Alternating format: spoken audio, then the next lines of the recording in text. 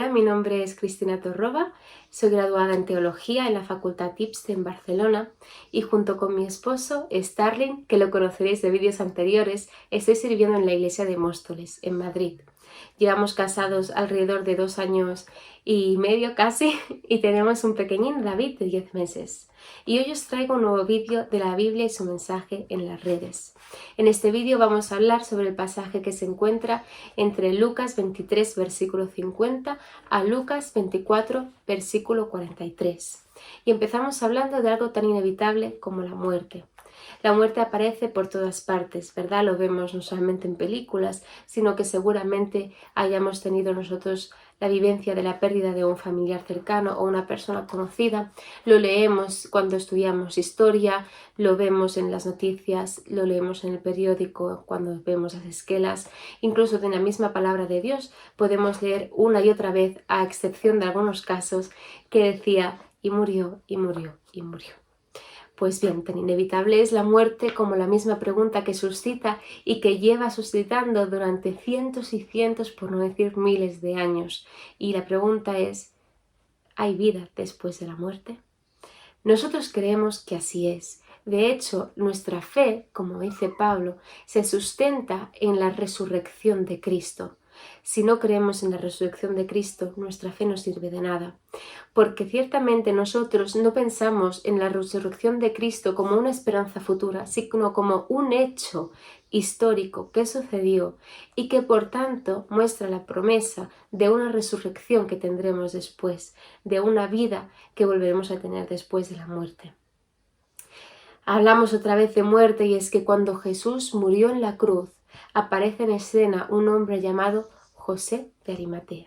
José de Arimatea fue un hombre muy conocido en Jerusalén, era miembro del Sanedrín, seguramente, no sé si el único, pero de los pocos que se opuso al juicio que se hizo contra Jesús.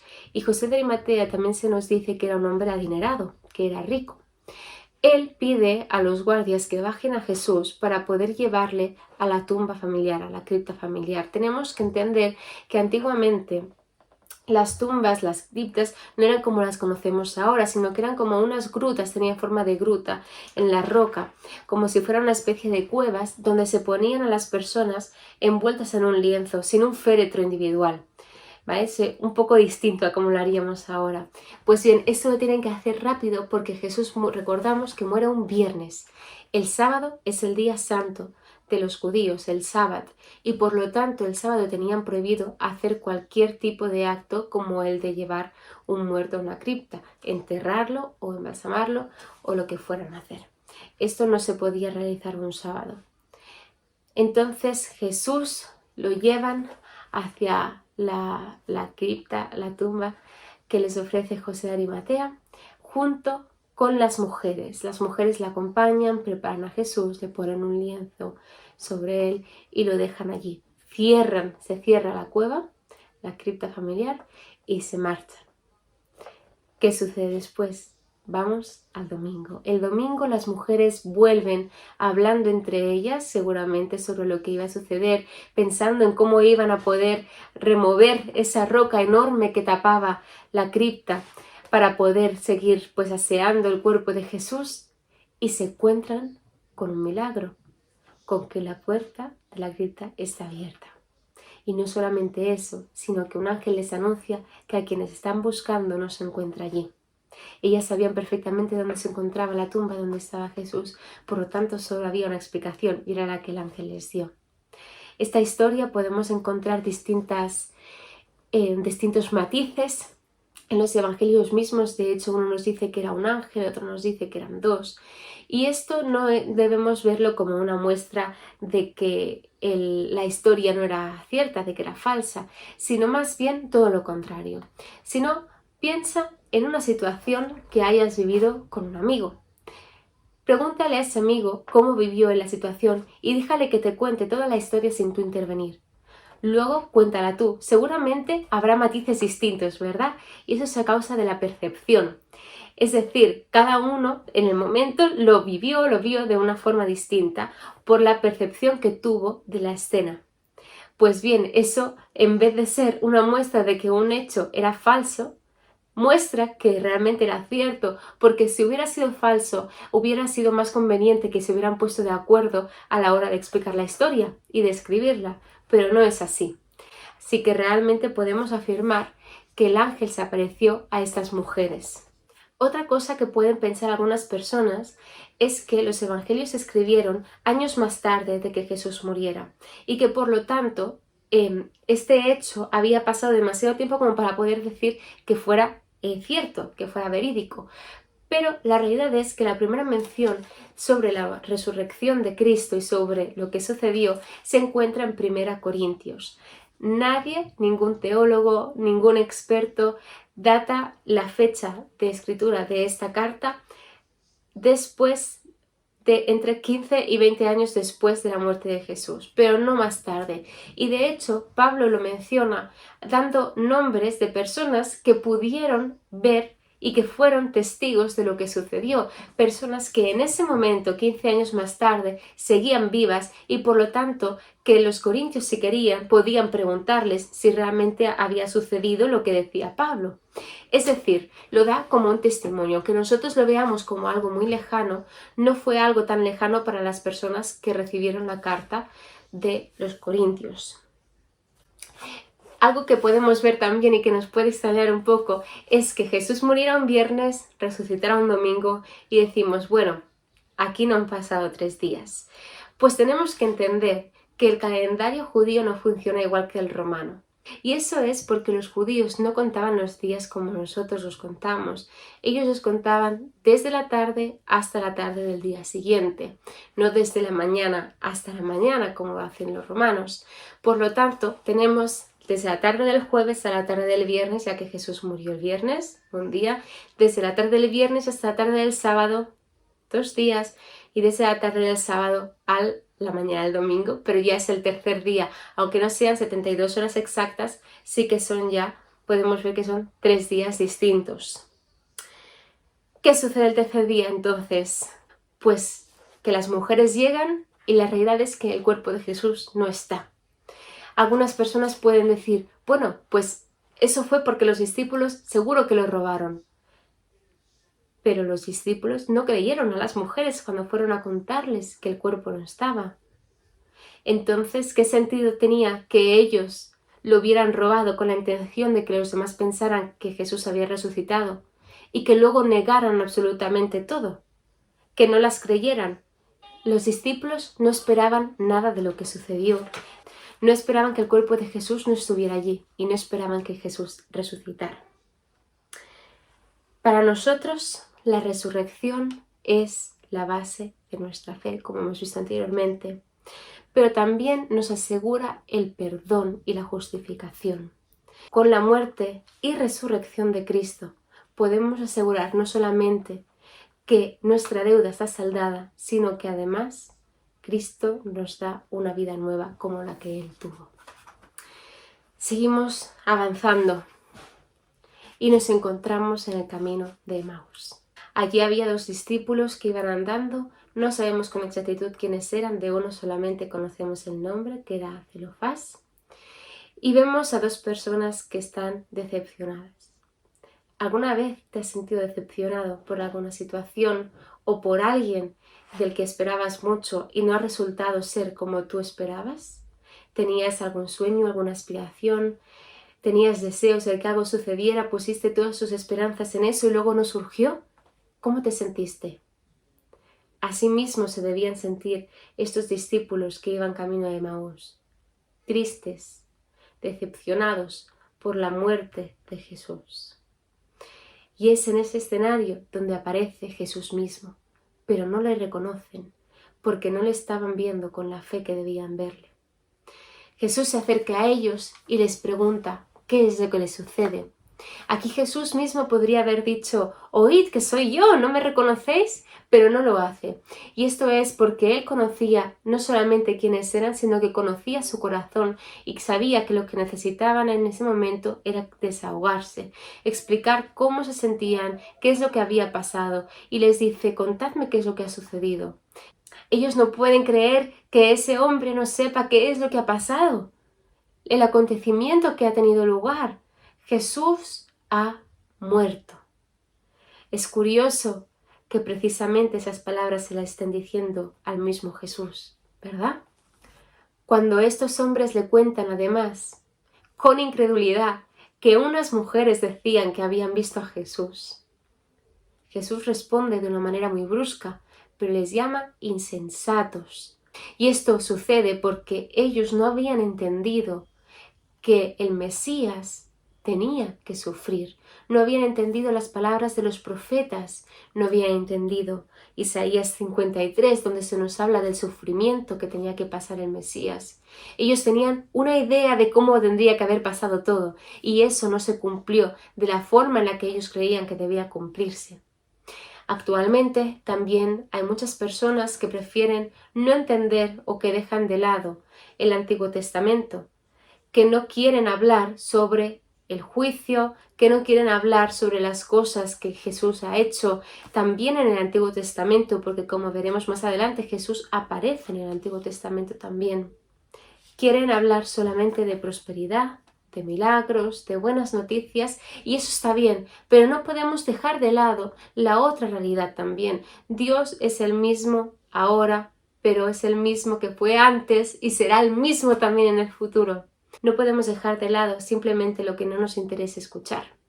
De hecho, Jesús, como hemos dicho, aparece en el Antiguo Testamento ya desde el principio, cuando leemos Génesis 3:15, la promesa que le hace Dios a Eva, diciéndole que su descendiente será el que venza la muerte, el que venza a Satanás, el que venza al pecado.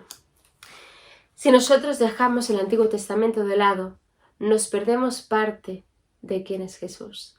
Nos perdemos parte de conocerle a Él, de verle como Él actúa también en el Antiguo Testamento, ya que si nos fijamos bien, veremos que aparece en varias escenas. Jesús está con ellos y está esperando una respuesta de fe.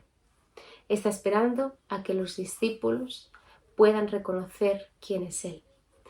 Los discípulos le invitan, le animan, le obligan a que se quede a cenar con ellos, y entonces sus ojos son revelados y pueden ver a Cristo tal y como Él es. Pueden verle con su cuerpo resucitado. Él se queda a comer, a cenar con ellos. Este acto es tan precioso de comunión, es tan milagroso, ¿verdad?, que a todos nosotros gustaría tenerlo constantemente, de manera que la Iglesia Católica lo ha querido convertir en un sacramento. Pero debemos entender que este acto de comunión no es algo sacramental. No hay pan, no hay vino, no se trata de un acto solemne, sino que su belleza reside en la sencillez de invitar a Jesús a cenar con nosotros, de compartir un tiempo con Él, de comer lo que haya en la cocina y de poder pues charlar con Él, hablarle, abrirle la puerta de nuestras casas y abrirle la puerta de nuestros corazones.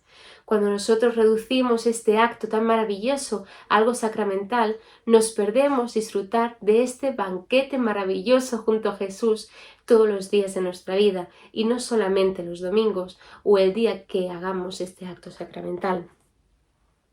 Lucas habla del reino de Dios como un gran banquete, y esto es lo que es compartir mesa con Jesús, sin importar qué es lo que hay en la mesa. Lo importante es que lo estamos compartiendo con Jesús, con Cristo, con nuestro Señor. Nosotros debemos también buscar ese tipo de comunión. ¿Qué sucede cuando los discípulos ven a Jesús, cuando reaccionan, cuando se les cambia el chip y dicen: ostras, realmente hemos compartido todo este tiempo con Él, Cristo realmente ha resucitado? Lo que sucede es que inmediatamente después quieren correr para juntarse con los demás discípulos y poder celebrarlo con ellos, buscan la comunión con los demás. Eso también es lo que debe sucedernos a nosotros. Es como si tú eres hincha de un equipo de fútbol.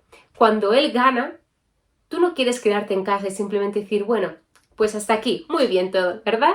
Tienes ganas de celebrarlo con la gente de tu mismo equipo, tienes ganas de ir a la plaza donde se vaya a celebrar del equipo en cuestión y gritar y cantar y saltar y abrazarte con los demás hinchas de tu equipo.